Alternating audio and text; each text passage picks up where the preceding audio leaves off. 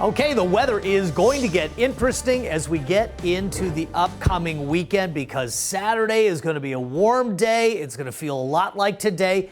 You won't think a big change is coming. And I think the timing is interesting too.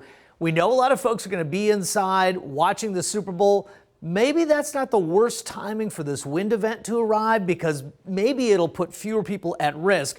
One of the risk areas will be out here at the coast. This is Pismo Beach. We captured this earlier today. You see the pretty gentle waves rolling in. I think we've got a high surf advisory at least, if not potentially a warning when we're talking about the winds that whip up some immediate swell as we get into Sunday. But again, today, absolutely stunning. This is what the sunset looked like. Stephanie Robert Chavez, regular contributors to our Be on KSBY photo campaign.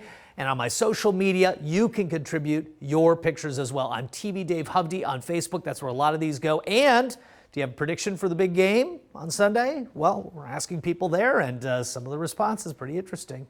So warm Saturday, big changes Sunday, as I indicated. High winds developing, dangerous sea and surf. Let's take a look at some of the numbers right now. Really mild, 62 in San Luis and for us in Santa Maria.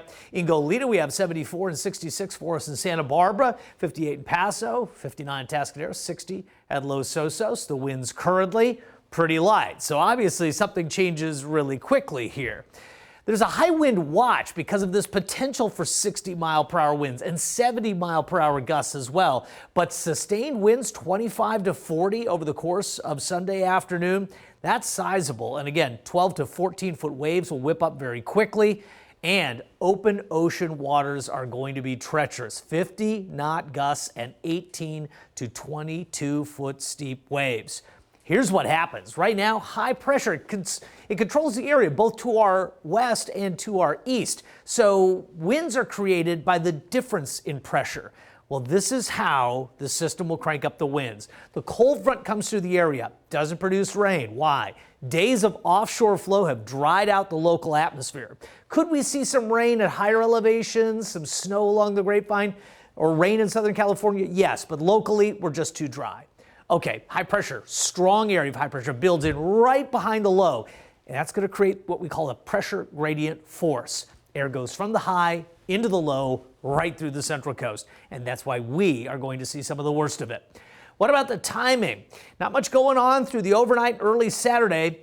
Some marine layer will start to form Saturday. Now, as we get into Sunday, it's not right away, but you'll notice by late in the morning and early afternoon, the winds are here, the front goes through, and look at the winds. They stay up all the way into Sunday night.